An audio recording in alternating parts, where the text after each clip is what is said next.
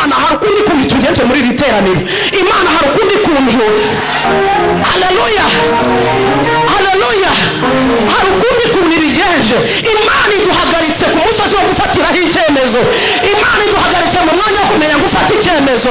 Witinya ngo baramvuga, witinya ngo baramwaburega barabireka. Urare kabiri ariko uhagarare mu cyemezo cyawe, urare gatatu ariko uhagarare mu cyemezo cyawe, urare icyumweru onetestie vonosaya.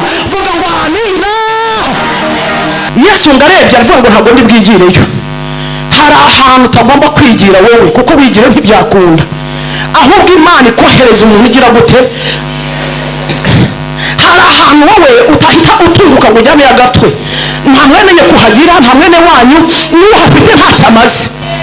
Uriya muntu uhagaze hariya muri uriya mwanya mwiganye cyangwa mwamenyanye, afite ubushobozi bwo kukuvuganira bigacamo, ariko yari ahagaze ntiyagira icyo amara, ntiyagira icyo agira gute.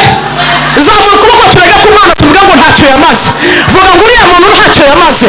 Imana izanye umuntu wa kangahe? Imana izanye umuntu wa kabiri.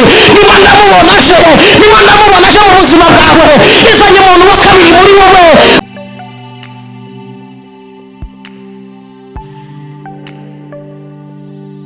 Uri data wa twese mwiza, uri umunyembaraga, uri Imana igira neza kandi uri Imana ikomeye. Sengeye abana waduhaye Mana, warakoze, izina ryawe nirihimbazwe. Ntabwo twitwa abahana, hana afite ayo mateka, ahubwo twebwe turababyeyi bagushima waduhaye abana, izina ryawe nirishimwe. Dusengeye abana bacu ngo bagiriye neza, ubabere amaboko n'imbaraga, ubabere igisubizo, ubakoreho kandi ubakoreshe, ubongere ubwenge, bagumye kuba abatunezeza iminsi yose kuko uri Imana yacu, kandi bagumeze kuba abatwubaha kuko uri Imana y'amasezerano. Ndabasengeye, fashe nyiri imbaraga z'abadayimoni bo kubarwanya mu izina rya Yesu. Abana bacu tubakize muri asiransi y'amaraso ya Kristo. Reka bakore bakoreshejwe nawe, reka bavuge bavugishwe nawe, kandi ukuboko kwiza kw'Imana kubane nabo. Turabagushimiye, turabakuragije, habwa icyubahiro, tukuzamura icyubahiro ku bw'abana bacu. Warakoze kubaduha no kubarinda mu izina rya Yesu, amen. Reka dusome ijambo ry'Imana, twinjiye mu bakuru. Dusome ijambo ry'Imana mu gitabo cya Mariko, ibice byaho ni ibice 11. Duhere ku murongo wa mbere. Imana ibahe umugisha kandi Imana ibagirire neza. Mariko igice 11, duhere ku murongo wa mbere tugeze ku murongo waho wa 11. Umusomyi nadusomere, Imana imuhe umugisha, cyangwa niba atabonetse nisomere, Imana imuhe umugisha. Mariko 11 guhera ku murongo wa mbere. Reka dusome mu izina rya Yesu. Tuvuge ngo amena. Mariko ibice 11 duhere ku murongo wa mbere. Haranditse ngo bageze bugufi bw'i Yerusalemu, yego, bajya i Betifage ni Betaniya ku musozi wa Elayono. Atuma babiri mu bigishwa be, arababwira ati, yego, mujye mu kirorero kiri imbere yanyu. Mukihagera uwo mwanya muri mubone icyana cy'indogobe kiziritse kitigeze giheka umuntu, yego, mukiziture mukizane. Kandi nihagira umuntu ubabaza ati, ni iki gitumye mukora mutyo? Mubwire muti, databuja niwe ugishaka. Nuko uwo mwanya aracyohereza hano. Baragenda basanga icyana cy'indogobe kiziritse ku irembo ku nzira, barakizitura. Bamwe mu bari bageze aho barababaza bati, ni iki gitumye muzitura iki cyana cy'indogobe? Nabo babasubiza nk'uko Yesu yababwiye. Barabemerera, bashorera icyana cy'indogobe, bakigeza aho Yesu ari, bagiteguraho imyenda yabo, akicaraho. Benshi basasa imyenda yabo mu nzira, abandi baca amashami y'ibiti nayo bayasasa mu nzira. Abamushagaye bararangurura bati, Hosana, hahirwe uje mu izina ry'Uwiteka, hahirwe n'ubwami buje aribwo bwami bwa sogokuruza Dawidi, Hosana ahasumba hose, amen. Urakoze cyane, Yesu aguha umugisha. Yesu akugire neza. Usoje ku murongo wa kangahe? Usoreje ku murongo wa 10. Navuze 11. Reka dusome ku murongo wa 11. Ageze i Yerusalemu yinjira mu rusengero, amaze kuraranganya amaso ngo, ageze ku musozi w'ibyiringiro yinjira mu rusengero. Ageze ku musozi w'ibyiringiro yinjira mu rusengero. Yego. Amaze kuraranganya amaso ngo arebe byose arasohoka. Amaze kuraranganya amaso Yesu kugira ngo arebe ibintu byose, amaze kubisoza arasohoka. Maze kuko bwari bugorobye, maze kubera ko bwari bugorobye, ajya i Betaniya, ajyana nabo 12. Amen. Yesu aguha umugisha kandi Yesu akugirire neza. Turi mu minsi yo kwibuka abacu, kandi tukaba ku munsi mwiza w'amashami. Yesu ahabwa icyubahiro. Ikigishwa kindi turakibwiriza mu kanya, ariko ndashaka kuvuga kuri mashami gatoya. Imana iguhereze umugisha. Ahangaha hateguraga urupfu rwa Kristo. Yesu atugirire neza cyane. Yesu bari hafi kumwisha. Yesu bari hafi kumugambanira. Ndakwibutsa ko yagambaniye n'abigishwa be, yihamagariye, yitoranyirije. Mana yacu ishimwe cyane. Noneho iki gihe Yesu ngatuma abantu babiri. Yesu ashimwe cyane. Ntabwo Imana igihamagara umuntu umwe ngo agende wenyine. Iraguhamagara, igahamagara n'umuherekeza, igahamagara n'uwo mugendana. Ituma abantu babiri. Amaze gutuma abantu babiri, bageze i Yerusalemu ngo bajya bugufi bw'i Betifage. Ngo bahageze bavuga ati muri mwasanga icyana cy'indogobe, muri mwasanga indogobe iziritse, nimusanga kiziritse icyo cyana, cyabuze umuntu kizitura, cyabuze umuntu wakibohora, cyabuze umuntu wakibwira amagambo agikiza, cyabuze umuntu wakirengera, cyabuze umuntu wakigirira neza. Muri mwasanga icyana cy'indogobe kiziritse, uwakiboshye hari igihe mwahamusanga, hariho n'igihe mutahamusanga mukahasanga abarinzi be, ariko nahagiye muhagera mukagenda mukajya kukizitura, nimubanze kunegosiya nawe, ahubwo mwebwe mugende mukiziture. Nimumara kukizitura akagira amagambo amwe babaza, mumubwire muti databuja. Haleluya. Nje kukubwira imbaraga za databuja uri mu gihe cyo kubohwa. Nje kukubwira ubushobozi bwa databuja ugeze ahantu bigucikiyeho. Nje kukubwira imbaraga za databuja abantu baragutereranye. Nje kukubwira ubushobozi bwa databuja, Imana yacu ishimwe cyane. Nje kukubwira imikorere ya databuja ahantu bakuzirikiye. Nje kukubwira imikorere ya databuja wadutumye. Databuja yakungumyeho kandi ndasiga nkuzituye mu izina rya Yesu.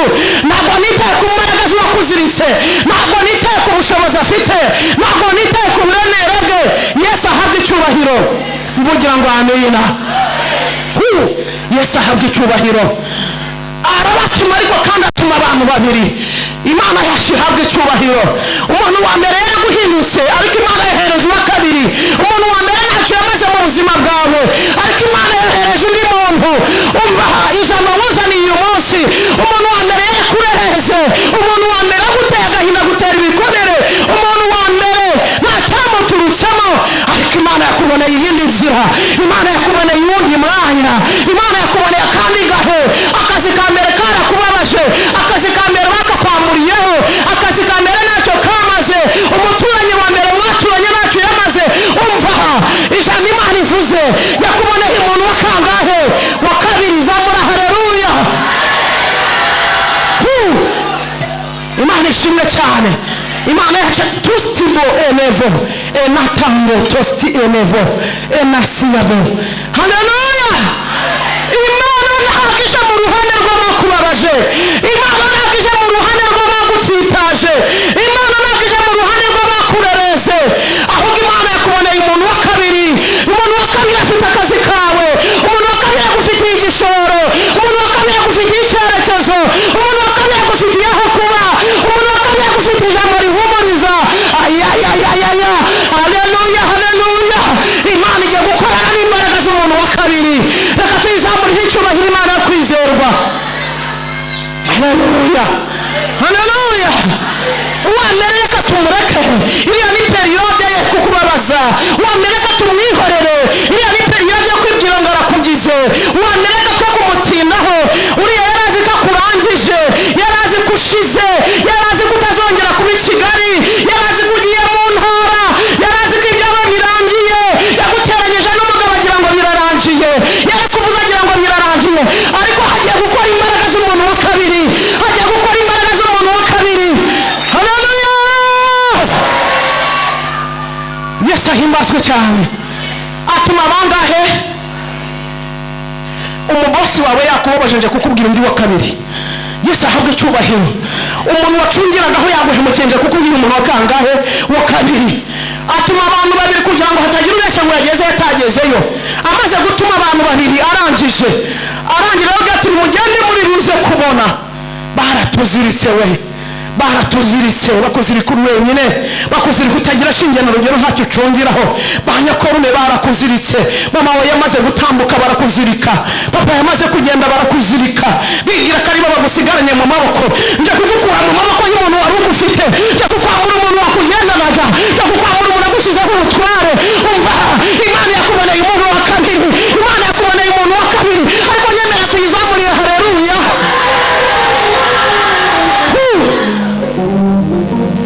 Yesu ahabwe icyubahiro.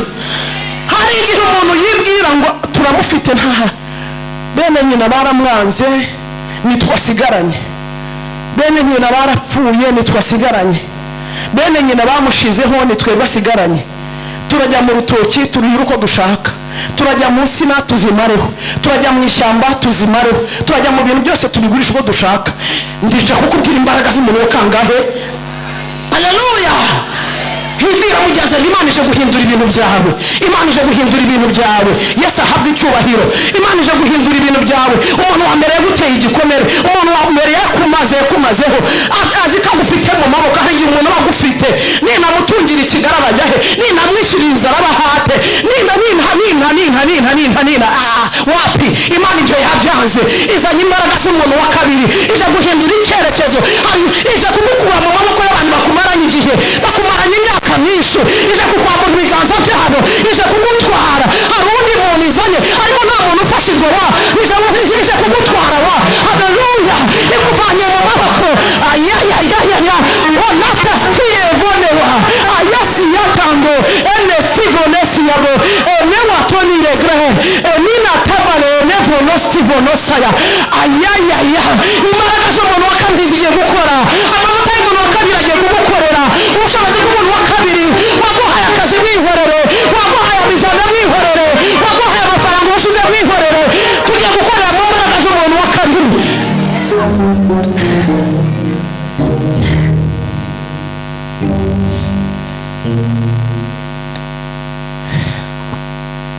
Kenshi na kenshi imbaraga z'umuntu wa kabiri zikora iyo hari gufata icyemezo. Gufata icyemezo ni gute? Ni ukugifatira mu gihe gikomeye. Liliana nzi gufata icyemezo, no mu ishyamba nahaba, ariko icyo nshaka nkakigeraho. Ubundi nayo naravuze ngo nzaba umusirikare, niba ari gahunda yanjye. Nava ngo nzaba umusirikare, na mama yarabizi. Ndamubwira ngo nubona ibyo kuba umusirikare byanze, uzahenge gupfa kunjyana mu bapadiri cyangwa ababikira. Urumva? Arambwira ngo ntabwo byavamo umupadiri umugore cyangwa umukobwa nabaho, n'ababikira se bazanyemera. Nako se ko n'umushaka kubyara, nahegekaga n'umushaka kubyara ngira ngo nzabona abana. Ariko akambwira ati icyemezo ufata kiba gikomeye. Reka mbabwire abantu bo ku musozi w'ibyiringiro, Mukaroti yarazaririye. Turenze aho gukinira twebwe, ndagira ngo murenze ahantu ho gukinira, mujyane mu buzima bufata icyemezo, zamura icyubahiro cy'Imana.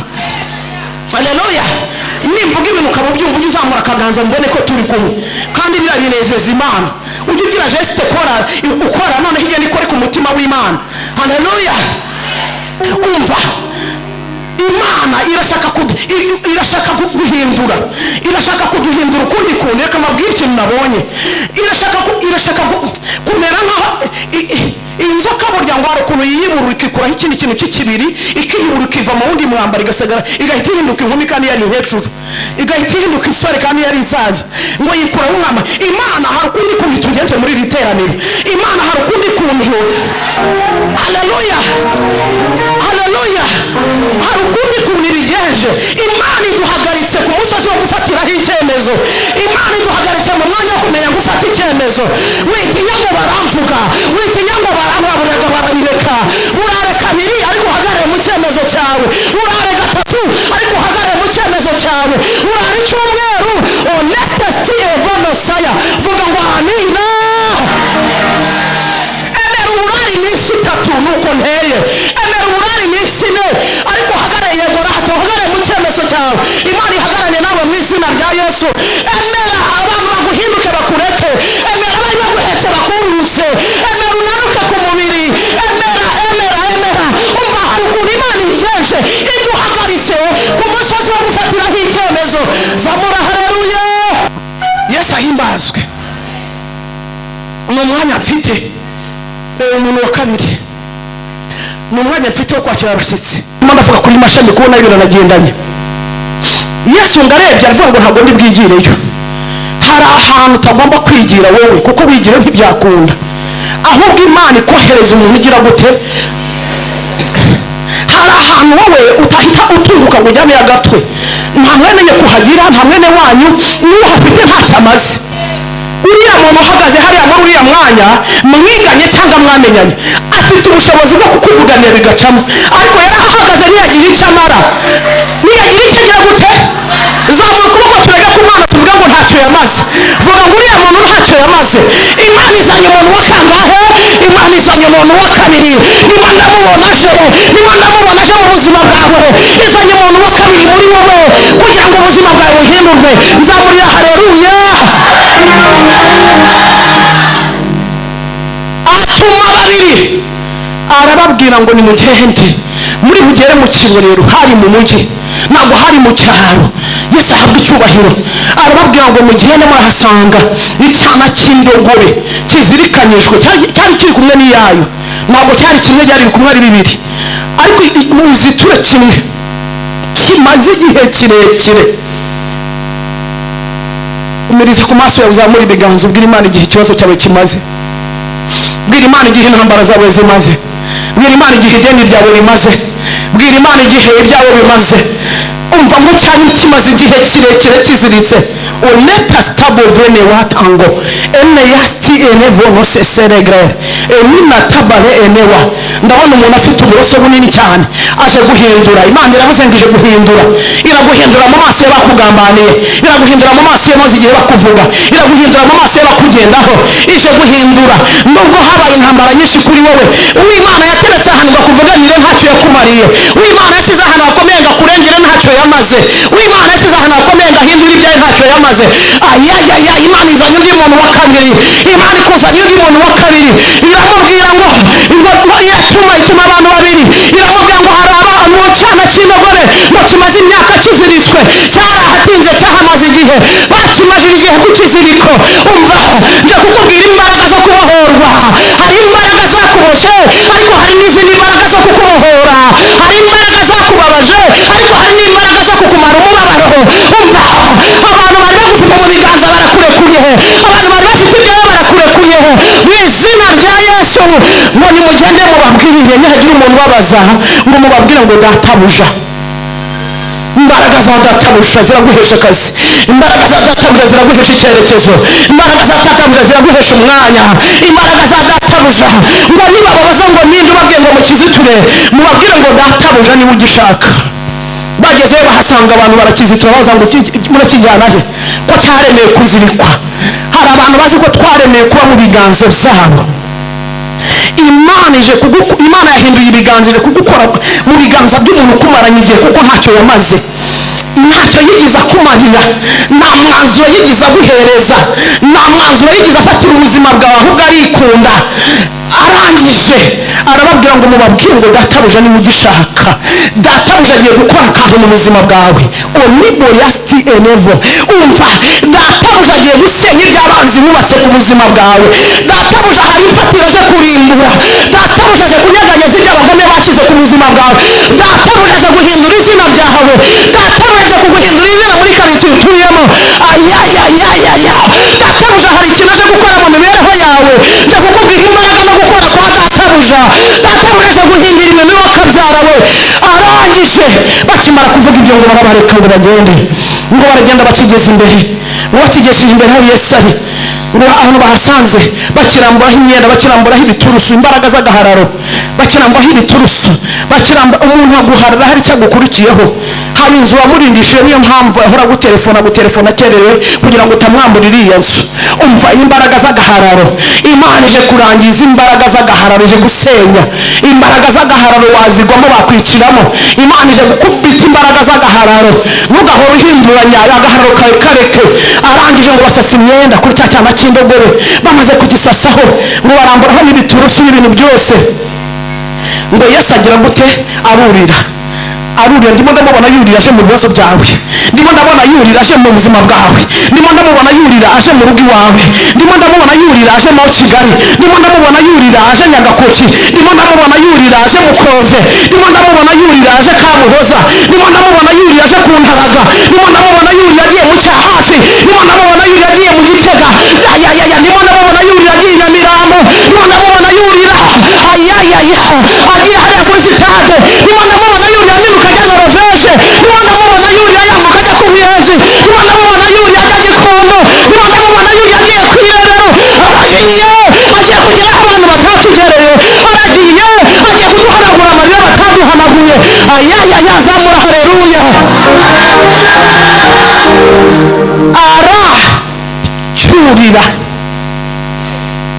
aracyurira yicarayo amaze kucyicaraho ibyo barambuye ngo basasanye imyenda mu nzira aho kiri buze kunyura zamura ibiganza byombi aho uri ndagira ngo zamura ibiganza byombi bwira Imana ngo zitura aho abarozi bakize hanziture mu izina rya Yesu aho abanzi banjye banziritse hanziture mu izina rya Yesu aho abanyanga mu ibanga bakize hahure mu izina rya Yesu Mana nzitura wohereza umuntu wo kunzitura aha hantu mu bushomeri hanziture iyo turiho uvuga ngo ndahava mu izina rya Yesu muri iki kibazo ndahava mu izina rya Yesu senga uvuga ngo muri iki kibazo ndahava mu izina rya Yesu vuga ngo muri iki kibazo ndahavuye mu izina rya Yesu aha bari baranzirikiye ndahava ndajya aho umwami ari kuko aranshaka mfite akazi aranshaka mfite inzu aranshaka mfite icyerekezo aranshaka mfite urubyaro aranshaka mfite aho kuba aranshaka databuja aranshaka iyatureho amagambo akomeye databuja aranshaka vugana n'Imana yawe vuga mu isengesho vuga ngo aranshaka hagarara ku maguru yawe haguruka hinduranya n'uwo mwicaranye hinduranya umwanya n'uwo muri kumwe vuga ngo mpindurire inzira mvuyeho nari narazirikiwe mu izina rya Yesu sengera aho ugeze basasa imyenda mu nzira icyana cy'indogobe kiyigenda hejuru basasa imyenda mu nzira icyana cy'indogobe kiyigendaho basasa imyenda mu nzira icara kuri iyo ntebe wahindukiyeho iyo wimukiye bariya wicaraho vuga ngo nakira ubuzima bushya vuga ngo nakira ubuzima bw'impinduka vuga ngo nakira ubuzima budasanzwe mu izina rya Yesu iya turavuga ngo burya ntabwo ari muno mvuye mu biganza bibi narindimo mu izina rya Yesu mvuye mu maboko mabi mu izina rya Yesu ngiye mu yandi maboko mu izina rya Yesu ngiye mu bindi biganza akira ubutabazi bwihuse ku buzima bwawe mu izina rya Yesu vuga ngo ndabwakiriye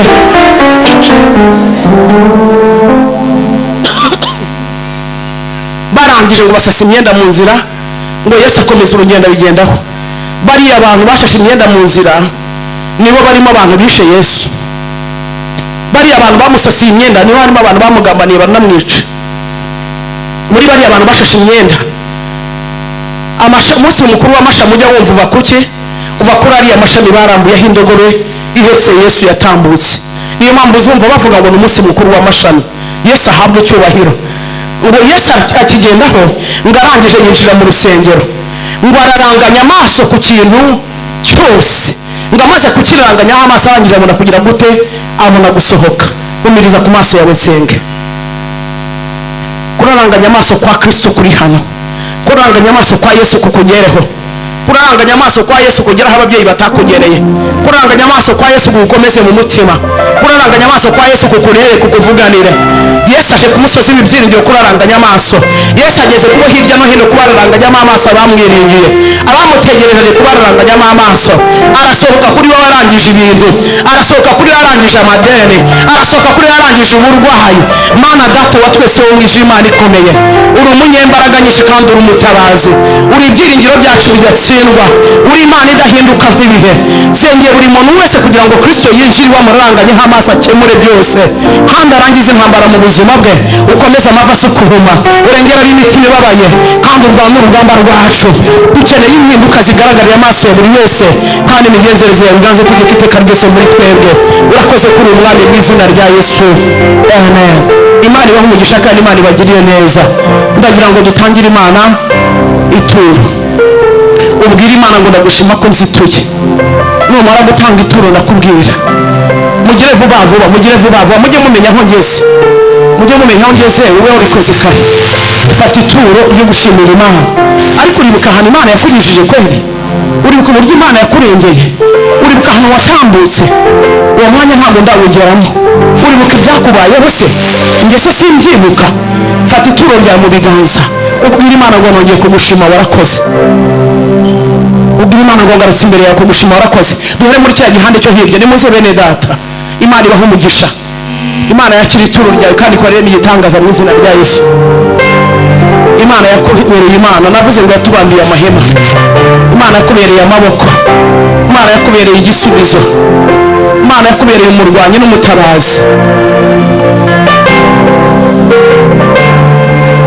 Reka nabivuge, uri mwiza Yesu, uri mwiza, uri mwiza, uri mwiza, uri mwiza,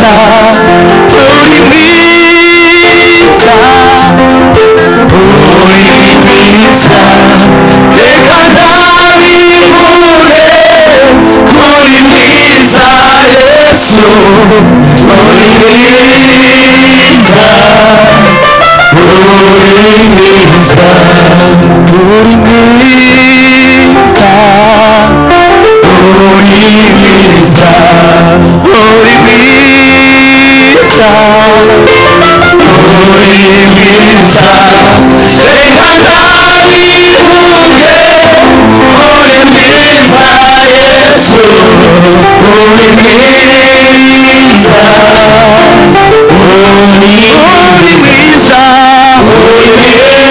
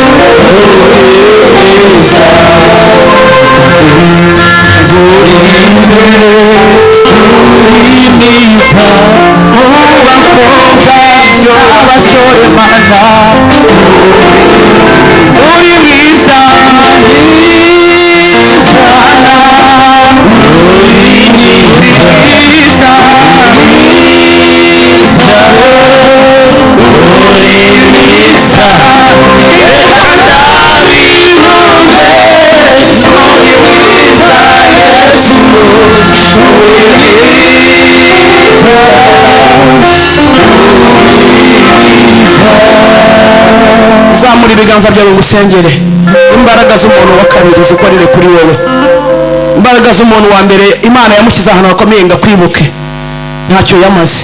Imbaraga z'umuntu wa mbere Imana yamukiza ahantu hakomeye ngo akwibuke, ntacyo yamaze. Imana ikuvanye mu maboko yari agufite. Ni Imana ivuganye nanjye, ndakubwiza ukuri. amaboko ya mbere nta bukwe wahakoreye. Amaboko ya mbere barakuroze barakuzinga baragucanganyikishije, ariko Imana izanye imbaraga z'umuntu wa kabiri. Onetasti enevonosiyabo, hahirwa baguhungiraho mana. Ima watangono yasiya enevonoseseregrere utakayasiya tangono vonosayala eminawa. Imana ibavanye mu buzima bwo kuruhutsa umutima no gusuhuza undi. Aravuze ngo aje nk'umutabazi urwana. Neta anabono yasiyabo, aravuze ngo n'umurengezi kuri mwe. Eni watando vone bono stivono sayala eni watonire grere, aje kubaka umutima bundi bushya. Winatando ari mu ruhande rwanyu nk'umunyamaboko. Oleba sayabo ene vono saya, atanze umunezero mu mutima. Winatando no yasiyabo, ngo n'umurwanye nyiribihe. Ene stivono seseregrere enitando, yiyegamije buri umwe kuko afite ubushobozi. Enitando, kandi afite icyubahiro yanditse buri wese. Onestivo, ngo amateka arayahinduye kuri mwe. Eni watabale, uko winjiye ntabwo ari kuhasohoka. Eni na watando, ahaye abana banyu ubwenge. Onestivo no sayala eni watonire grere, aravuga ikintu gitangaje kuri mwe. Eni natando, ngo umwana wagwaga igicuri ngo ntabwo azongera kukigwa. Onestivo eni watonire grere, wayikenyaga ururimi kandi akanyaga ubwenge. Aravuze ngo Uwiteka atanze gukira. Restivo no sayabo otukore, ndetse n'abagabo muri rusange. Enitando, abahaye icyo muvugiraho. Ene watonire grere, arengeye ababyeyi. Vesti enetando, avuye intimba y'umutima. Winatando no yasiyabo, aravuze ngo n'umurwanyi udatsindwa urugamba, abamukorera bazahembwa. Eni watalasti enevonosaya, akoze ubukwe burindwi bwihuse kuko ari Imana yateranye namwe. Onivonasaya tonire grere eni natando onatasti enevonosayala eni watonire grere. Buri wese ukeneye ibyangombwa enitando abitambira igitambo kuko Uwiteka amuhaye ibyangombwa. Lastavonesiabo, arabasinya hatarimo imbaraga z'umuntu. We nivona yasiya tonire grere, avanye abantu bo mu bukode. Aravuze ngo nigihe cyo gukora kwe. Enistivo, arababuza iki? Ngo niki gituma mumushakira inzira? Restandolo yasiyabo, mitima yanyu nimuturize. Aravuze ngo Yesu yamuboneye inzira. Enina wa yasiya tonire grere, ni misi yo gukora kwe. Enitando bone yasiya tukole eniwa, aravuga ngo atanze umunezero kuri buri muntu wese waje arira. Enena stivo, urasohoka n'ibitwenge kandi ngo muratunguwe. Enina vona saya, yababoneye inzira. Eni watonire grebo, yababoneye inzira. Enitando rini homure, evono yasiya tukole. Eni natando, ngo buri wese arasabira imbere ye. Ari ahantu gakore ni Uwiteka avuze. Shimwa Kristo kubw'ubuntu turagushimye. Imana y'amasezerano, senga Imana yacu bwite, cyubahiro n'icyawe. Turagushimiye yuko uri aha hantu, turagushimiye yuko uje komora inguma, turagushimiye yuko uje gukiza ibikomere, turagushimiye yuko twakuraritse warangiza ukitabira ubutumire bwacu, warangiza ukaboneka muri aya materaniro. Turagushimiye kuri Imana ishobora byose. Mavuta yawe akomeza abe mu ruhande rwacu. Izina ryawe nirihabwe icyubahiro. Tugukomeye mu mashyi tugushimira kuri Imana yacu bwite. Izina ryawe Yesu, amen. Mana yacu twarakubonye we, Mana yacu twarakubonye we, Mana yacu twarakubonye, Mana yacu twarakubonye, twarakubonye.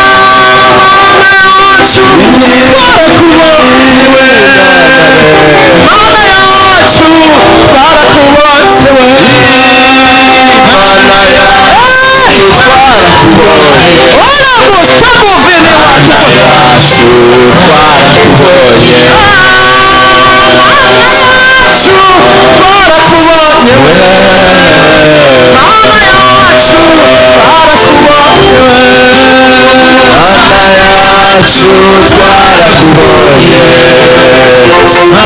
yacu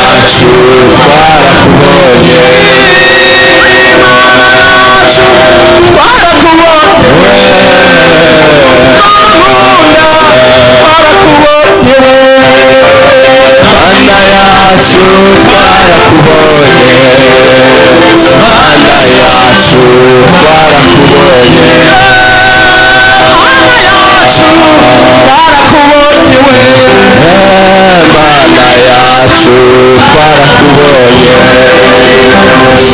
zamura haleluya.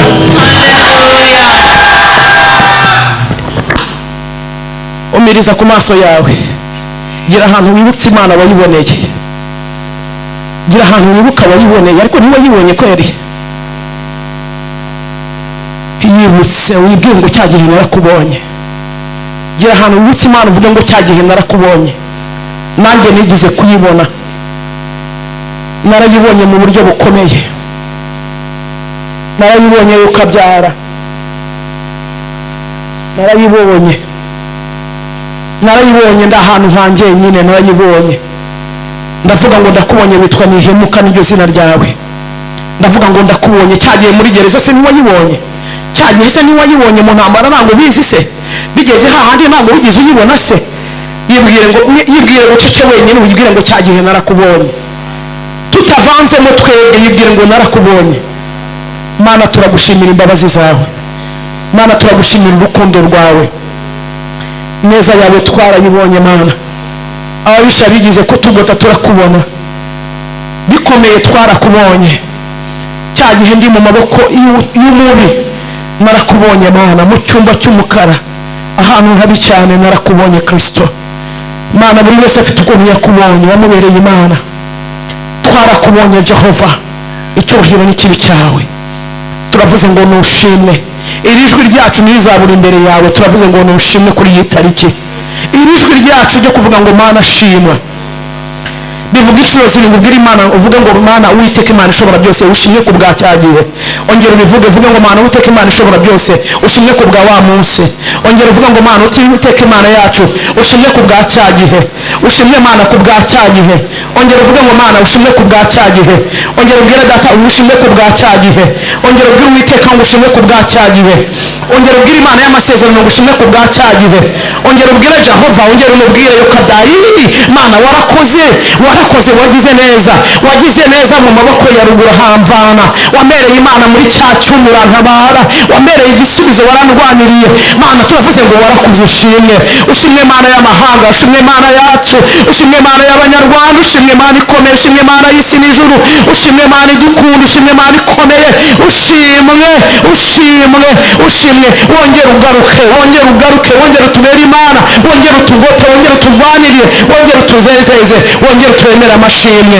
Icyubahiro n'ikibi cyawe tuguzamuriye amaboko, turavuze ngo warakoze mu izina rya Yesu, amen.